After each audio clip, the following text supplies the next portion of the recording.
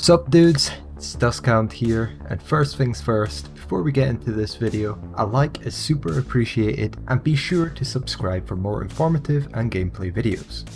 This is a bit of a different video than what I would usually do, but I felt like sharing some of my thoughts on Beyond Light. Kinda like a review, but not at the same time. Hopefully it works good enough and is enjoyable. I will split up the video into segments where you can check the description to skip to whatever part you wish. So let's get into it.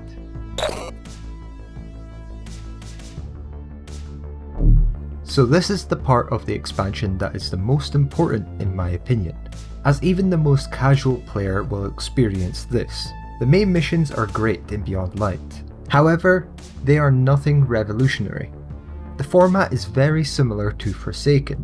You have a few missions to introduce you to the new location and the general story. You then do a series of missions to take out each lieutenant, then end by killing the ringleader.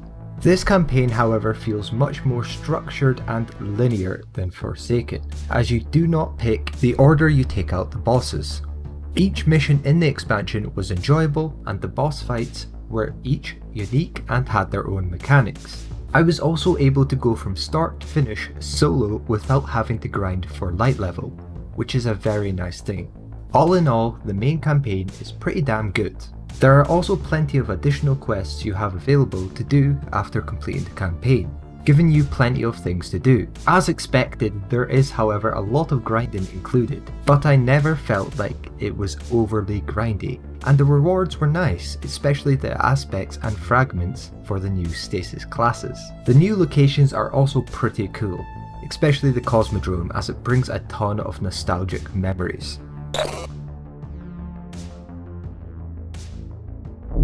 Now this is something that everybody is talking about right now. As you may or may not know, the addition of Stasis to the sandbox has had a rough reception. Each class is fun to play and the new subclass system is much better when compared to the old. However, the freeze mechanic is causing major problems.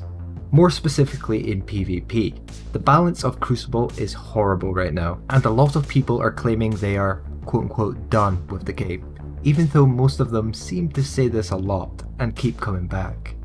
Being frozen in place instantly, even when you are in Super, is horrible, and you are screwed as soon as you are frozen, as it simply takes way too long to break out of the effect.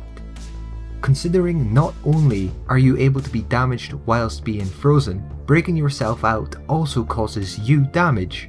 This needs to be fixed as soon as possible for the health of the PvP community. However, you may be asking how will they do that without neutering the classes in PvE? My idea would be to simply reduce the time you take to break out of the frozen state, reduce the damage you take in doing so, and most importantly, make it so someone in a super cannot be frozen, as that is bullshit. Some things also need adjusting in PvE, but it is not as much of an issue in my opinion. Warlocks seem to be the most busted right now. But even though this is a huge issue right now, I have faith that it will be fixed very soon.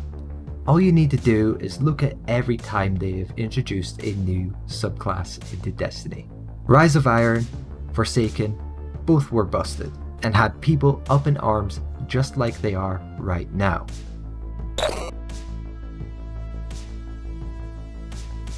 So with the expansion came some pretty big mechanical and content changes. Gambit Prime is gone, and Gambit got a bit of a rework, and in my opinion it is much more enjoyable.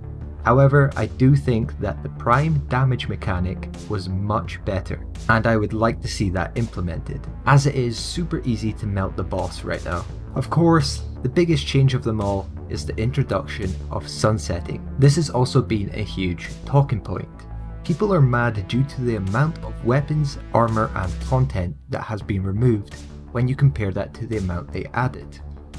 I understand why you would be mad at that. However, I knew this would happen, as the whole reason for sunsetting is to have a much more manageable collection of content and gear, meaning a smaller pool. However, the I don't think they needed to sunset any armor, as most armor is just purely cosmetic. And it's a bit annoying that some of my favourite sets that I had farmed up are completely useless now. If they want to get rid of that sets, make them into universal ornaments so I can still have the cosmetic look that I liked. So I believe that is my main thoughts on Beyond Light so far. What are yours? Do you think I missed anything?